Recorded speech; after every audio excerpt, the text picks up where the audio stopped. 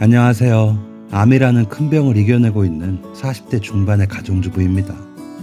다행히 이 병이 깊지는 않아 치료받으면 금방 지날 거라고 하지만 큰 병이기에 너무 놀라고 심적으로 힘이 들었습니다.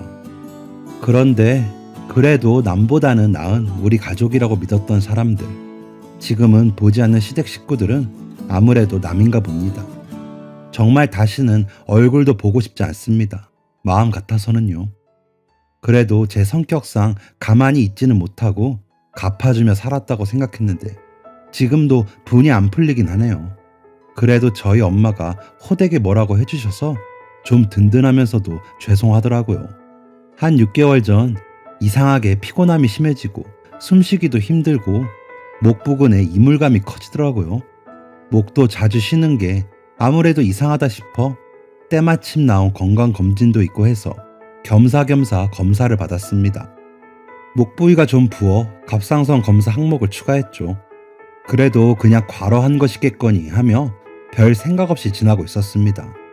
그런데 검사 결과 갑상선에 암이 의심되니 정밀 검사를 받아보라는 것이었습니다. 암이라는 글자에 하늘이 노랗더군요. 아직 우리 막내 중학생인데 제가 없으면 어쩌나 싶기도 하고요. 그래서 서둘러 예약을 하고 가장 빠른 날짜에 맞춰 검사를 갔습니다. 초음파며 CT 촬영도 무섭고 이런저런 검사도 피도 많이 뽑고 하니 검사하다가 더 지치는 것 같았습니다. 그리고 또 기다림, 두려움과 초조함으로 피가 마르는 것 같았습니다. 검사 결과 들으러 가는 날은 일부러 혼자 갔습니다. 그때까지도 남편만 알고 있었거든요. 의사 선생님의 첫마디는 건강검진이 환자분을 살렸네요. 정말 잘하셨어요. 이 정도면 수술 진행하고 항암받고 계속 추적관찰하면 생명에는 지장이 없겠어요. 였습니다. 좋아해야 할지 슬퍼해야 할지 모르겠지만 살 수 있다는 말에 안도가 되긴 하더군요. 수술 스케줄까지 잡고 나와 남편에게 먼저 전화를 했습니다. 나 갑상선 암이래. 다행히 초기래. 그런데 수술은 해야 하고 항암도 해야 한대. 애들한테는 내가 저녁에 얘기할게. 부모님들한테는 당신이 좀 이야기해줘. 라고 말하고 집으로 운전하며 가는데도 꿈인지 생신인지 했습니다. 집에 도착하니 엄마에게 전화가 오더군요. 남서방이 전화했던데 이게 무슨 일이냐? 며 엉엉 우시더라고요.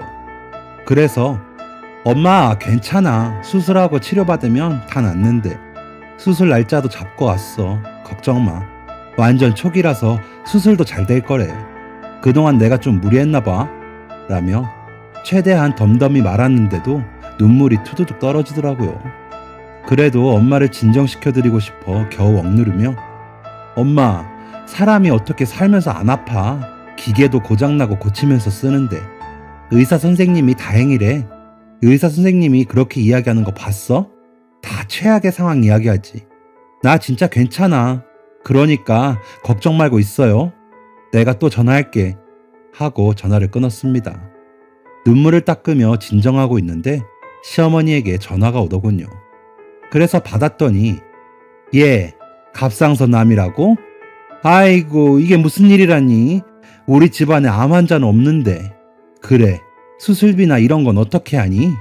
하시기에 보험 들어놓은 거 있어서 암 진단 서류 받은 거 제출하면 진단금 나오고 수술비도 나올 거예요.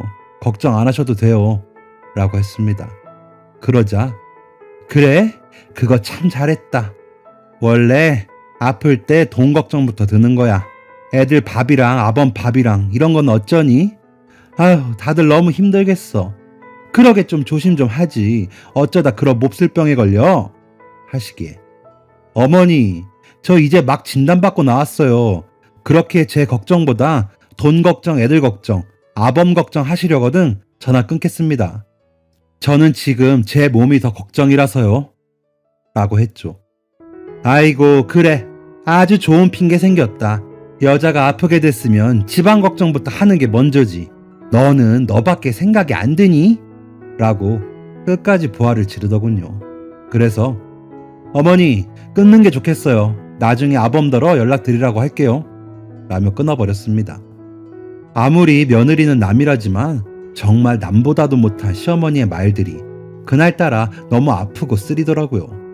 평소에도 생각 없이 말을 뱉으시기도 하고 자신의 아들밖에 모르시는 분이라 2, 3년에 한 번씩 다투곤 했는데 아이들이 있다 보니 다시 뵙게 되어 관계는 유지하고 있었습니다. 저희 애들한테는 엄청 지극정성이시거든요. 그래서 도리는 한다고 했는데 이럴 때 이렇게 선을 넘으시니 너무 속상하고 서운해서 화가 날 지경이었습니다. 저녁에 학원까지 마치고 아이들이 들어왔길래 거실에 앉아 아이들이 좋아하는 치킨을 먹으며 말을 꺼냈습니다. 우리 승훈이랑 승혁이 놀라지 말고 잘 들어. 엄마가 한 2주쯤 있다가 수술을 받으러 갈 거야. 물론 수술이 끝나고 입원도 좀 해야 하고 그리고 정기적으로 가서 검사도 받고 한동안은 항암 치료도 받아야 한대. 그래서 엄마가 조금 너희를 전처럼 돌봐주지 못하는 시간이 생겼어. 정말 미안해. 근데 이건 엄마도 어쩌지 못하는 거라 이해해주고 응원해줬으면 좋겠어. 라며 눈물 콧물 쏟으며 이야기를 하는데 큰애가 엄마 암이래요? 몇 기요? 하며 묻더라고요. 그래서 다행히 1기이고 수술하고 치료받으면 생명에는 지장이 없대. 엄마가 자리를 비우는 동안에는 도우미 아주머니 오시라고 할 거야. 승훈이랑 승혁이 생활은 달라질 것 없고 엄마 없는 동안에도 성실하게 자리 잘 지킬 수 있지? 라고 말하는데 두 아이 모두 제 품에 파고들어 엉엉 울더군요. 너무 미안하고 마음이 아팠습니다. 매일 곁에서 있던 엄마가 한순간에 병원 신세 지느라 없어지면 얼마나 힘들겠어요. 몸적으로나 심적으로나. 괜히 기라도 죽을까 걱정도 되고요. 또 남자아이들인지라 제 손으로 할 줄 아는 게 없어 더 걱정되기도 했죠. 이럴 줄 알았으면 좀 가르쳐 놓을 걸. 조금만 더 하다가 늦어버린 걸 후회하기도 했고요. 그렇게 두 아이들과 울고 불고 응원의 말들을 주고받고 방에 들어와 남편을 보니 시어머니가 생각이 나더군요. 그래서 당신 어머니가 아까 나한테 뭐라 했는 줄 알아? 아니 아픈 사람한테 전화해서 그게 할 소리야? 라며 괜히 남편만 잡았죠. 가만히 듣고만 있던 남편은 평생을 그렇게 자식 걱정만 하시고 산 분이야. 어쩌겠어. 당신도 이제 그만 포기해. 사실 나도 전화할까 말까 고민하다가 그래도 아셔야지 싶어서 전화했는데 바로 후회했어. 우리 엄마지만 나도 포기다. 진짜 우리 그냥 적당선에서 서로 대충 하고 말자. 애들 못 보시면 병나시니까 애들 얼굴이나 보여드리자고. 나도 이번에 너무 실망해서 엄마 얼굴 안 보고 싶어. 근데 아버지가 걸리는 거지. 라고 하며 한숨을 쉬더라고요. 그러더니 어깨를 들썩이며 울더군요. 평소에도 저와 시어머니 사이에서 중재를 잘하는 남편이었습니다. 거의 제 편을 들어주었죠. 그러면서도 시댁과 인연을 끊지 못한 걸 정말 시아버지 때문이었습니다. 시아버님은 세상 그런 분께서 안 계시다 할 정도로 온화하시고 며느리들한테도 정성으로 하시거든요. 물론 어머님께도 너무 부드러우시고 좋으신 남편이시죠. 그런데 시어머님은 항상 본인 자식들, 손주들만 제 식구인 마냥 감싸셔서 형님과 동서는 시댁의 발걸음을 끊은 지 오래입니다. 조카들과 아주버님과 도련님만 다니러 오시죠. 시아버님께는 가끔 전화도 넣고 만나는 것으로 아는데 저는 그렇게까지 하고 싶진 않아. 지금까지 이어왔던 거죠. 남자 형제들은 아버님 성품을 그래도 닮았는데 시누이들은 또 시어머니 판박이라 시누이들은 되도록 만나지 않는 걸로 하고 있습니다. 남편이 그렇게 우니 또 안쓰럽더라고요. 저 사람도 놀랬을 텐데 하면서요. 검사 결과 보러도 같이 가겠다는 걸 제발 혼자 가게 해달라고 해서 저 혼자 간 거였거든요. 누가 있을 때 검사 결과가 안 좋으면 제가 더 흔들릴 것 같아서요. 그랬지만 저 사람도 제 연락 받기 전부터 얼마나 전전긍긍했을지 충분히 알기에 힘든 하루였겠구나 싶더라고요. 미안하기도 하고 안쓰럽기도 해서 다가가 어깨를 안아주니 그래도 1기는 완치율도 높고 제발만 안 되면 괜찮대. 앞으로는 내가 집안일도 더 도울게. 이렇게 아프게 해서 미안해. 라며 더 울더군요. 그런 남편과 또 울었습니다. 혹시나 아이들이 들을까 소리 죽여 오느라 더 힘들더라고요. 그래도 우리 가족 간의 끈끈한 정을 다시 느낄 수 있어 슬프지만 아름다운 밤이었습니다. 다음날 아침, 제가 깨우기도 전부터 아이들이 일어나 아침 식사 차리는 걸 돕더군요. 엄마, 아침은 앞으로 간단하게 빵이나 시리얼로 먹어요. 그렇게 습관 들이는 게 좋겠어요. 라는 큰아들에게 엄마 병원 가면 그렇게 먹어. 그때는 엄마가 해주고 싶어도 못 해주니까 지금은 엄마가 차리는 걸로 먹자 하면서 밥을 차렸습니다. 그랬더니 아침부터 또 울더군요. 그런 아이들을 보며 남편은 너희가 씩씩해줘야 엄마가 기운 내셔서 치료도 받으시고 수술도 받으시지. 웃으면 암이 더 빨리 사라진대. 우리 웃으면서 엄마 준비하시게 도와드리자. 할 수 있지? 라고 다독여 주더라고요. 그러면서 자신이 코끝이 빨개져 있으면서요. 아이들을 학교에 보내고 남편이 출근하자 저는 여러 도우미 업체에 연락을 하며 와주실 아주머니를 공고해 놓았습니다. 그것만 해도 진이 빠지더군요. 병을 알고 나니 더 쉽게 지치는 것 같았습니다. 그래서 잠깐 쉬고 있는데 큰 시누이에게 전화가 오더군요. 평소 자신의 엄마의 일이라면 쌍심지를 켜는지라 받고 싶지 않았지만 그럼 또 남편에게 전화해 피곤하게 할 것 같아 받았습니다. 나야 올케 아프다며? 엄마한테 들었어. 그래도 그렇지 노인네한테 그렇게 면박을 줄 게 뭐야? 엄마는 걱정되니까 그런 얘기 할 수도 있지 하는 겁니다. 길게 말하고 싶지도 않고 오래 상대하고 싶지도 않아서 형님께서도 나중에 아프시게 되면 제가 꼭 어머님처럼 걱정해드릴게요. 제가 지금 좀 피곤해서요. 전화 오래 못할 것 같습니다. 했더니 아니 지금 나한테 악담하는 거야? 옳게 아픈 건 아픈 거고 심보를 곱게 써야지 어쩜 그래? 하더군요. 본인들 심보는 뭐 고운 줄 아는지 말이죠. 그래서 형님 걱정 그렇게 할 수도 있다고 하시기에 만약의 경우를 말씀드린 건데 뭘 그렇게까지 비약하세요? 저 진짜 너무 피곤해요. 끊을게요. 하고 전화를 끊어버렸습니다. 남편에게는 형님 전화 받지 말라고 메시지만 남기고 소파에서 잠이 들었습니다. 일어나 보니 막내 시누이까지 주르륵 부재중 전화가 15통이 와 있더군요. 진짜 대단하다고 느꼈습니다. 그래서 문자를 보냈습니다. 아무리 따지고 싶어도 저 지금 중병 앓는 중입니다. 나중에 무사히 만나면 그때 이야기하시죠. 진짜 너무들 하시네요. 지금부터 오는 모든 답장과 전화 다 차단하겠습니다. 저까지 인연 끊게 하지 마세요. 라고요. 그랬더니 아무 답장도 없더군요. 남편에게는 전날 밤 일도 있고 해서 아무 말 말자고 결심했습니다. 보나마나 신우들이 돌아가며 난리를 쳤겠죠. 저 때문에 큰 일들은 다른 직원들에게 넘기고 제 병간호를 해준다는 사람이니까요. 남편은 5남매 중 셋째로 어릴 적부터 다른 형제들과도 잘 다투지 않은 성격이었다고 해요. 앞서 말씀드린 대로 남자 형제들은 아버님을 닮아 큰 분쟁이 없었는데 시누이들은 유난히 욕심도 많고 세물내 시끄러웠다 하더라고요. 새 아들은 회계사, 세무사, 법무사인데 시누이들은 공부도 못하고 대학도 지방에서도 구석에 있는 전문대를 나와 알바만 하다가 시집을 갔습니다. 말이 좋아 알바지. 큰 시누는 큰 아주버님 사무실에, 막내 시누는 저희 신랑 사무실에서 사무보조처럼 일하다 선봐서 시집 갔죠. 저희 아버님이 교장 선생님으로 퇴직하신지라 교직에 계실 때 다 시집을 보내신다고 어머님이 서두르셨다 하더라고요. 시집 가서도 친정일에 얼마나 관심이 많은지 시어머니와 짜그리로 분란을 만들더니 5년 전부터 형님은 더 이상 못하겠다고 선언하셨고 동서는 이럴 거면 이혼하자 난리를 부리고 발길을 끊었습니다. 돈 들어가는 일에는 입 다물고 있는 시누이들 얄미워서 저도 몇 차례 부딪힌 이후로는 하고 싶은 말은 하면서 잘 상대를 안 하는데 이런 일이 생긴 거고요. 똑똑한 아드님들 두신 시어머니 텃세거니 하고 버티자 했던 게 잘 사는 우리 가족 왜 저런 사람들 때문에 분란이 돼야 하나 싶어서 그냥 남편 보고 참은 거기도 했고요. 남편은 정말 좋은 사람이거든요. 조용하지만 유머러스하고 다정한 100점짜리 아빠에 99점짜리 남편입니다.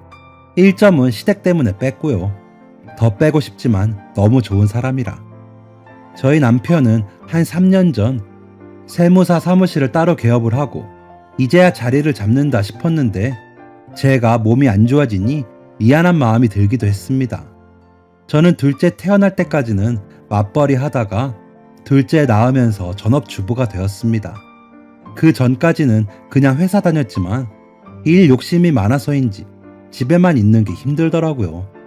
둘째 초등학교 보내고는 여기저기 무료 수강 배우면서 자격증도 취득하고 그 자격증으로 간간히 일도 하고 했죠. 남편이 안정적으로 돈을 버니 저까지 잘 벌면 더 좋았겠지만 수입보다는 제가 배우고 싶은 거에 치중한 것도 사실입니다. 그래도 남편은 제가 배우면서 집안 살림에 응용해서 인테리어도 좋아지고 환경이 좋아졌다면서 칭찬해주는 사람입니다. 홈 인테리어와 정리 전문가 분야의 자격증을 취득하다 보니 집안 살림을 허투루 하지 않는 편이기도 했고요. 저희 집에 와보신 몇몇 분의 의뢰를 받아서 간간히 일하면서 약간 무리를 한 것이 2년 정도 된 것 같습니다. 그랬다고 그 사이 몸에 이상이 생길 줄은 누가 알았겠습니까? 엄마는 별걸 다 배우고 그런다. 남의 집 일 하러 다니냐? 그러다 몸 상해. 라며 재봉틀 돌리는 저에게 잔소리하시곤 하셨는데 그 말이 맞았나 봅니다. 저희 시어머니는 괜히 그깟 일 좀 한답시고 살림 허투루 하지 말아라. 그 돈 모아서 내 용돈은 좀 주냐? 에휴, 요즘은 나이 들어도 돈이 있어야 나가서 무시 안 당하는데 내 주머니 채워주는 자식은 없다 하셨었습니다. 삼형제가 한 달에 80만 원씩은 보내고 있는데 저렇게 말씀하시니 환장할 지경이었습니다. 이 금액은 삼형제가 상의해서 맞춘 거예요. 누구 하나 더 드리거나 덜 드리면 난리가 날 테니까요. 더 주는 쪽에 맞춰라 성어일 거고 덜 주는 쪽은 시누이들과 드자비가 시작되겠죠. 그래서 미리 상의해서 80만 원으로 합의를 봤답니다. 적지 않죠. 게다가 저희는 부모님 생신 있으면 생신인분 50만 원 용돈 따로 챙겨드리거든요. 명절 때도 상차림비 50만 원 드리고요. 양가 부모님 나중에 큰 행사나 2년에 한 번이라도 여행 보내드린다고 30만 원씩 모으고 있기도 하고요. 은근히 부모님 앞으로 들어가는 돈이 많은데 돈 생기면 달라니 말인지 뭔지 싶어. 어머니, 한 번에 큰 돈 들어오긴 하지만 다달이 나누면 얼마 되지도 않아요. 아직 그렇게 전문적이지도 않고요. 애들 학원비 내면 없어요. 이렇게 대답하면 어이구 아무튼 고분고분하게 네 하는 법이 없다 하시며 전화를 끊곤 하셨죠. 그러고 시누이들 돌아가며 전화해서 돈 10만 원만 붙여줘도 될 일을 노인네 서운하게 해? 라며 난리를 치죠. 처음엔 멋모르고 붙였다가 어느 정도 살다 보니 그럼 형님이랑 아가씨가 좀 드리면 되겠네요. 매번 집안 행사 때 돈 안 내잖아요. 그러면서 명품 자랑만 하고 이번엔 형님이랑 아가씨가 좀 드려요 하면서 전화를 끊는 스킬을 가지게 되기도 했습니다. 그래도 속상한 건 마찬가지였죠. 그래도 남편 보고 참고 아이들 보고 참았습니다. 하지만 이번 일은 너무 부하가 치밀더라고요. 그런데도 남편 눈물 생각하면서 또 참자 싶었습니다. 그런데 그게 그 사람들에겐 만만해 보인 건지 더 기가 막힐 일이 생기더라고요. 코로나 시국이라 보호자가 한 명으로 제한되고 출입도 불가능하다 보니 남편보다는 엄마가 계시는 게 낫겠더라고요. 입원 기간이 길다 보니 개인 병실 쓸 수도 없고 4인실로 잡았거든요. 그래서 엄마 보고 와주십사 하고 PCR 검사 받고 평점 좋은 도우미분으로 면접 마치고 주 2회 청소, 세탁 부탁드려 놓았습니다. 남편에게는 동네에서 평이 좋은 반찬 가게 알려주고 주 1회 반찬 쇼핑하라고 알려주니 이번 전날이더군요. 가기 전에 아이들과 남편에게 너무 사랑한다고 편지 쓰면서 반드시 해야 할 일들을 다시 정리해 만들어 놓고 자려는데 잠도 안 오더라고요. 혹시나 의료 사고라도 나면 어쩌지? 하는 두려움이 엄습하면서 무섭더라고요. 엄마도 주무신다고 들어가셨지만 잠들지 못하시는 것 같았고 남편도 뒤척이더군요. 그렇게 뜬 눈으로 아침을 맞이하고 아이들 학교 보내고 남편 출근시키고 엄마와 짐을 챙겨 집을 나서는데 눈물이 나더군요. 엄마 앞이라 안 오려고 했는데 아이들이 잘 다녀오라며 인사할 때도 잘 참았던 눈물이 왜 그렇게 쏟아지던지요. 엄마는 그런 제 손을 잡고 토닥이시더니 아무 말 없이 계시며 우시고요. 지금 생각해보면 좀 웃기긴 하지만 너무 무서웠습니다. 다시는 아이들과 남편 곁으로 못 돌아올까 봐요. 입원을 하고 마스크를 끼고 생활을 해야 하니 엄마도 답답하실 것 같아 너무 죄송했습니다. 못난 딸 때문에 고생을 하고 계시니 말이에요. 안정을 취하라는데 안정은커녕 덜덜 떨려서 집에만 가고 싶더라고요. 그렇게 또 뜬 눈으로 날을 세우고 다음날 아침 수술실에 들어갔습니다. 기도하시는 엄마의 모습이 발끝으로 멀어지는데 기분이 묘하더라고요. 출산도 애 안 먹고 잘했는데 수술을 하려니 너무 이상했습니다. 그래도 암이라는 놈과 이별을 해야 했기에 견뎌내자 싶었죠. 정신을 차려보니 회복실이었습니다. 목소리는 나오지 않았고 갈증이 심하게 나더군요. 눈을 뜨며 이제 살았구나. 애들하고 남편하고 다시 만나겠구나 싶어 눈물이 흘렀습니다. 병실에 돌아와 엄마를 보니 진짜 살았다 싶더라고요.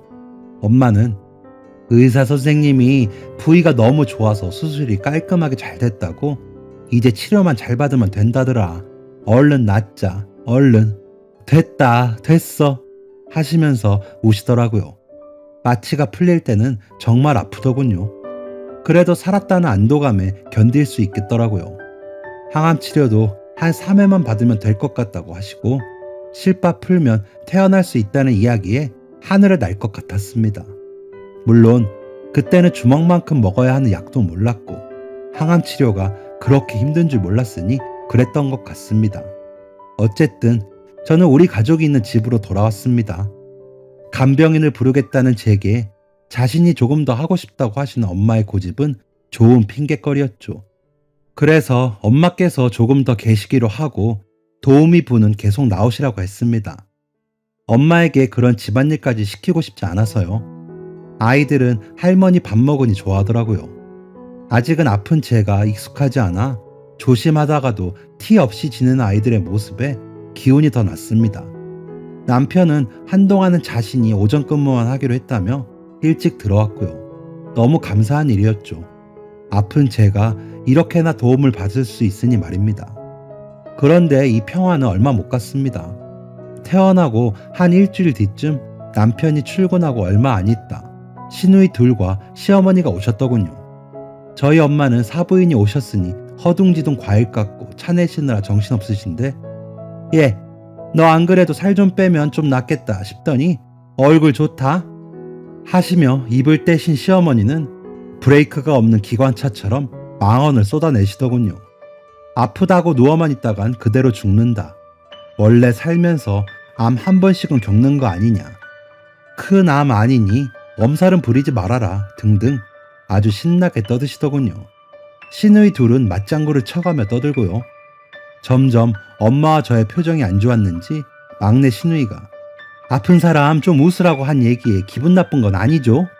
우리 집 며느리들은 너무 예민해 하더군요.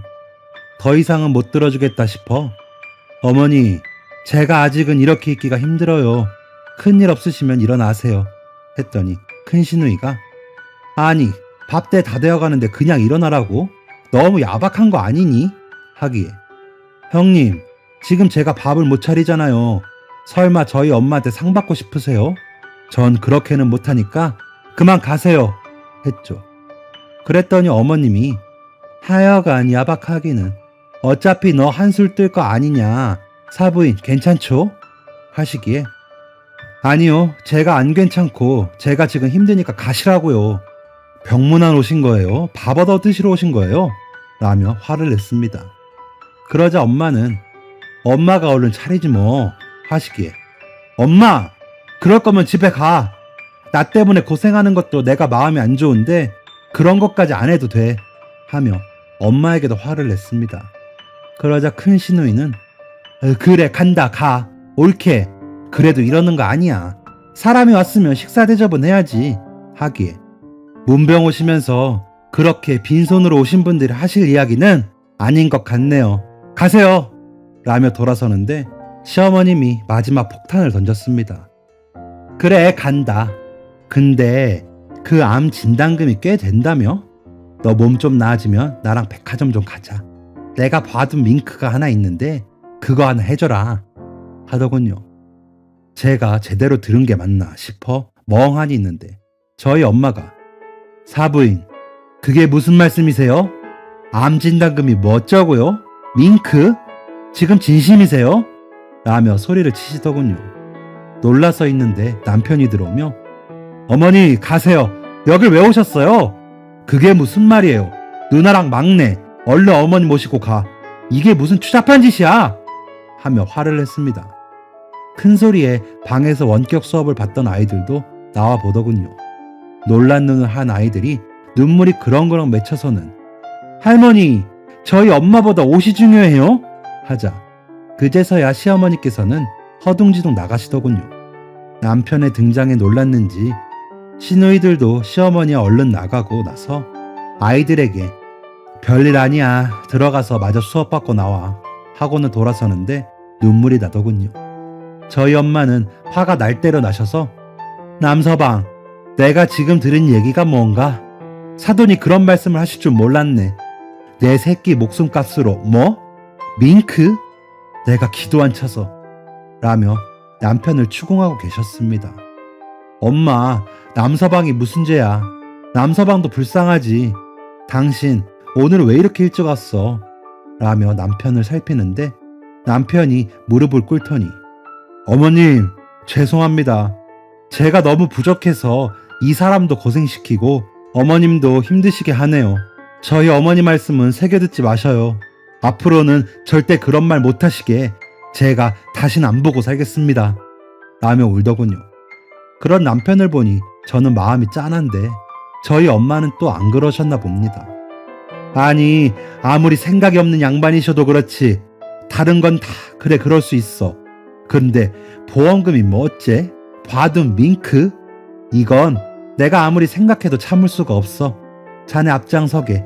내가 바깥 사돈도 같은 생각이신지 가서 여쭤야겠네. 일어서 하시더니 가방을 챙겨 나가시더군요. 그런 엄마를 잡아보려 했지만 너도 잠자코 있어. 이건 어른들끼리 해야 할 얘기야. 정 안 되면 남서방하고 갈라서라. 이렇게는 내 새끼 이 집안 며느리로 못 둬 하시더군요. 한번 틀어지시면 끝을 보시는 성품인 걸 알기에 저도 얼른 위옷을 챙겨 입고 따라 나섰습니다. 남편은 운전하는 내내 아무 말도 없더니 시댁 앞에 도착하자 어머님이 하시는 대로 따르겠습니다. 하지만 저는 이 사람이랑 이혼 못합니다. 라며 내리더군요. 배를 누르고 집 안에 들어서니 시누이들과 시부모님께서 짜장면을 드시고 계시더군요. 저희 집에서 그 난리를 치고 음식이 입으로 넘어가나 봅니다.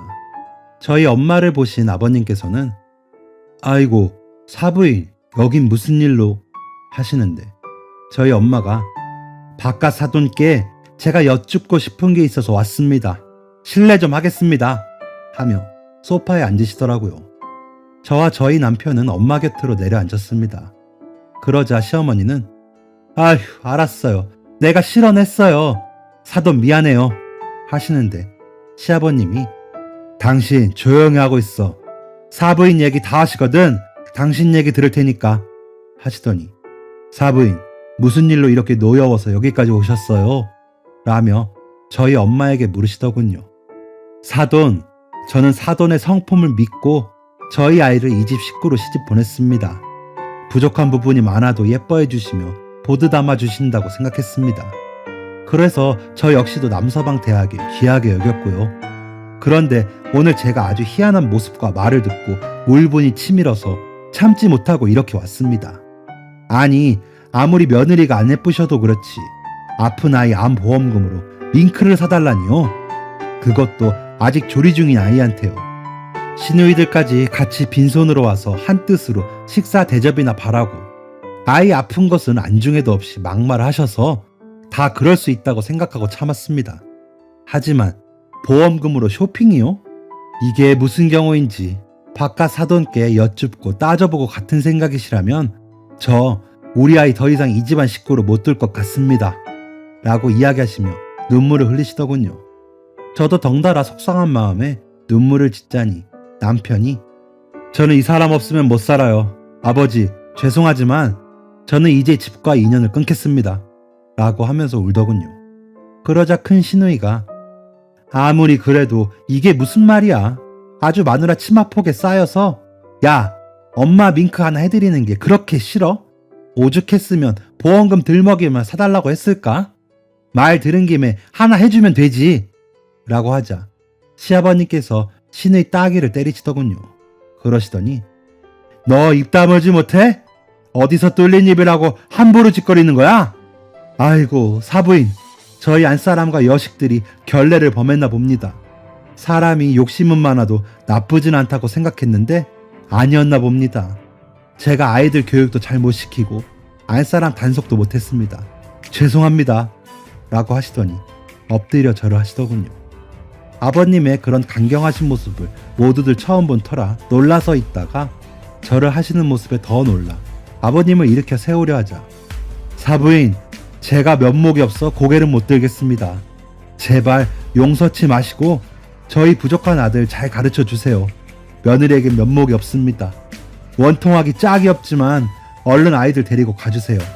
제가 안사람들과 여식들은 다시 가르치겠습니다.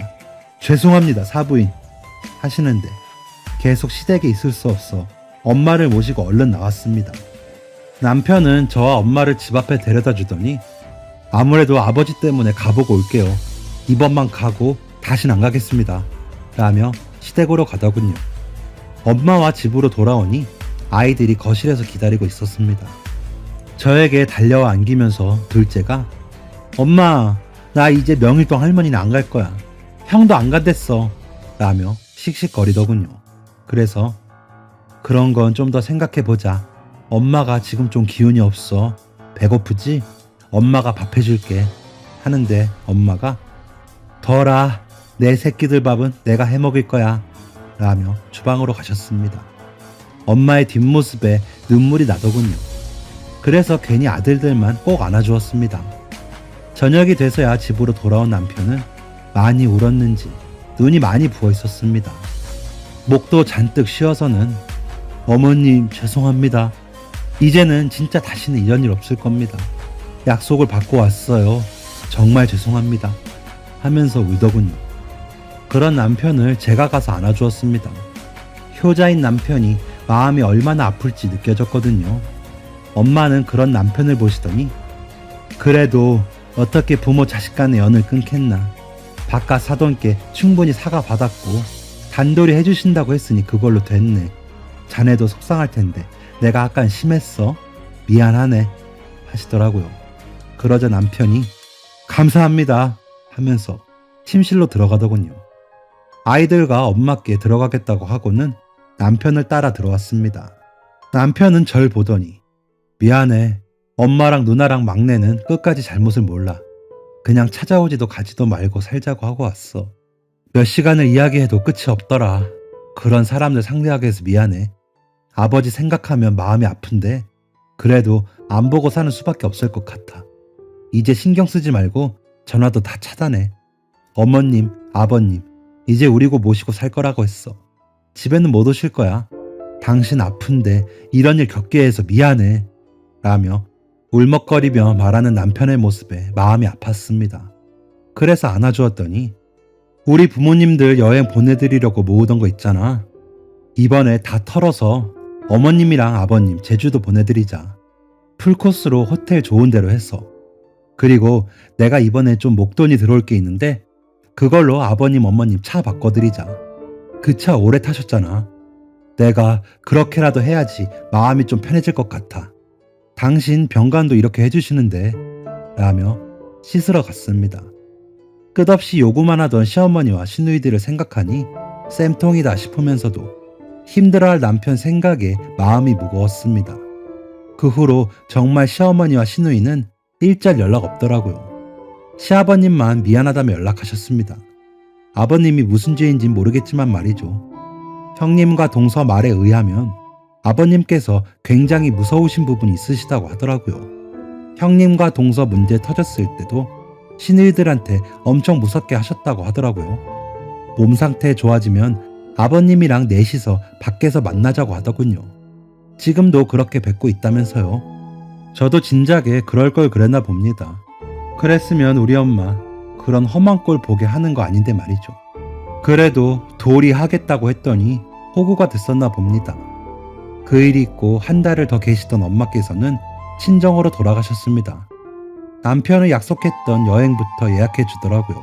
차는 고르고 있고요. 고맙더라고요. 저 사람 속은 말이 아니겠지요. 저는 이제 항암 치료를 1차 끝냈습니다. 정말 힘들더라고요. 진짜 이러다가 잘못되는 거 아닌가 싶을 정도로요. 그래도 남편이 여전히 잘 도와주고 있고 아이들도 열심히 하고 있으니 저 완치될 수 있겠죠. 시어머니와 시누이 연락만 없어도 한결 편하긴 합니다. 전국의 환우 여러분 모두 힘내셔서 다 이겨내시길 바랄게요. 아파 보니 건강이 최고입니다. 모두가 건강하도록 기도하겠습니다. 지금까지 사연 들어주셔서 감사합니다. 사연이 재밌으셨다면 구독과 좋아요를 눌러주세요. 감사합니다. 안녕히 계세요.